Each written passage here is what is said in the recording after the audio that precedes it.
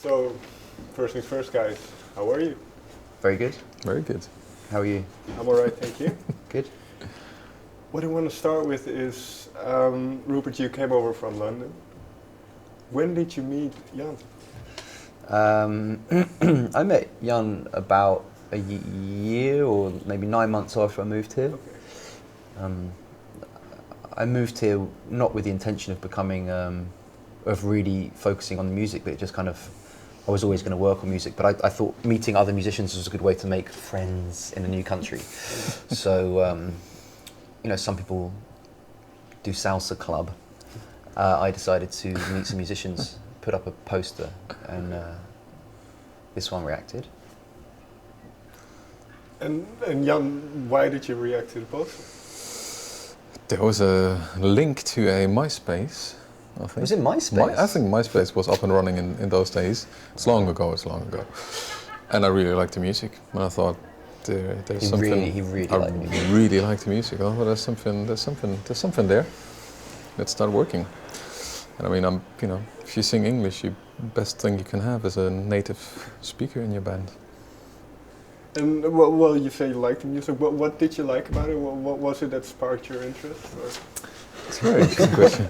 I think what we both can very easily agree on is a certain aesthetics, just a certain purity, certain use of space and use of so even though it all really changed from where it was back then, there was already essence of what we're doing now.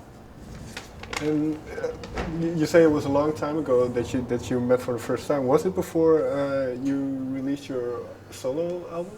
Yeah, I mean, 2008. Okay.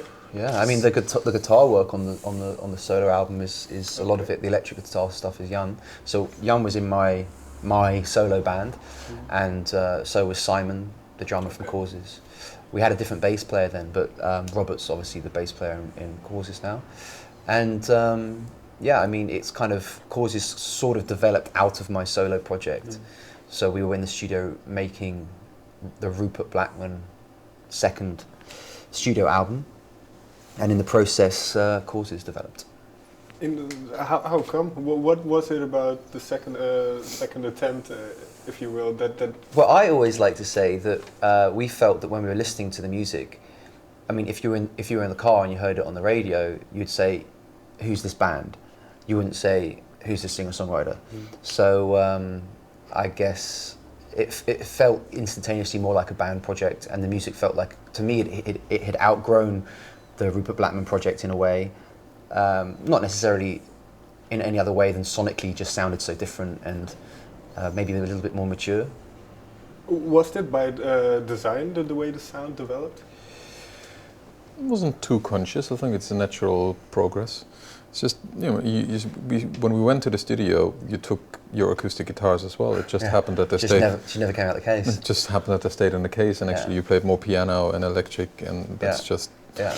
It's just something that happened. We were just looking at each song and what does it need, and it just felt more appropriate. And there was this kind of like this end of this at the time, this end of this wave of sort of that folk pop thing that Mumford & Sons started, that kind of four on the floor, Sure.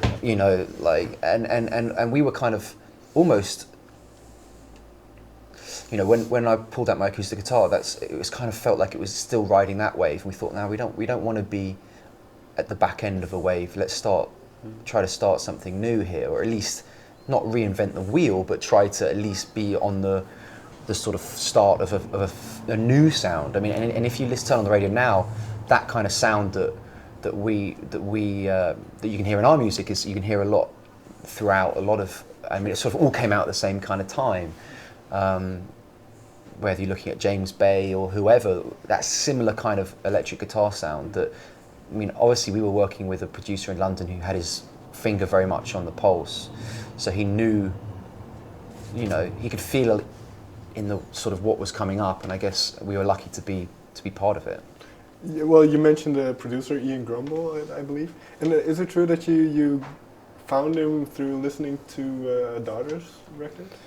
Amongst others, yeah. I mean, when we were writing in the studio as writers and as producers of demos, you tend to reference a lot of different bands. So we sit down and get inspired by listening to records and listening to guitar sounds and this and that. And you just sort of create this palette of colours from different areas, and you just get inspired. And when we finished, sort of weeks and weeks later, writing a few songs, we decided to look at the back of the albums that we were really enjoying, like The Daughter, the youth EPs, and some of the early Mumford and Son stuff, Rhodes, Bear's Den, Matt Corby, lots of stuff we were listening to, and we realised that Ian Grimble was involved in all of those records I just mentioned, or all those artists I just mentioned. So it was an obvious choice to reach out to him, and luckily he heard something in our music that he a producer like that doesn't work with everyone, sure, and has a lot of projects that he passes on, and we were lucky that he decided that he could hear something in us that was that he wanted to work on. Has he told you why he agreed to do the project? Have you had that conversation? We haven't really had that direct conversation, but I mean, I can only assume that he could hear something in the music that he felt was beneficial to his furtherment of his career, I guess. Sure. And he's not the kind of guy that is working for the paycheck. He's the kind of guy that wants to make music that he's proud of, and that and I guess he could hear some sparks in what we were doing at the time that he felt he could make even bigger, and so he did. And you mentioned some of the influences, Rhodes, Daughter. What was one influence that people might not expect from you? So the record that you played in that period. Phoenix. Okay. Phoenix, yeah. That's, I mean, if you listen to Phoenix, it doesn't really sound like us much. But you were obviously a huge Phoenix fan, and before you introduced me to Phoenix, and I think what we took from them is the kind of the swag. Swag. You know, that kind of just like... It's true. That tempo, you know, that they just, every song they release it sounds really stupid, but it's the right tempo. Yeah. It just, anything faster, anything slower just wouldn't quite work. It just kind of grooves at the right. And Teach Me How to Dance With You, the demo is at 100 beats per minute. And Ian, through the process of working with Ian, we sped it up to 102 BPM. And that 2 BPM just completely changed it. It sounds like nothing, but just sped it up a tiny little bit, and it just made it, it gave you the stink face, you know. Yeah. That song, Teach Me How to Dance, was that an early one? Yeah. That was probably one of the first songs we wrote for my second album, which then later became.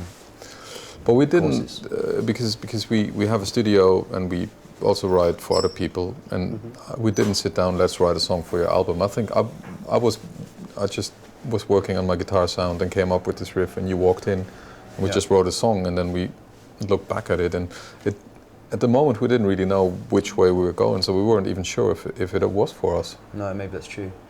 I mean, actually the oldest song is on the album is All For Us. All For Us. Okay. We wrote that in, I think, 2013. 13, yeah.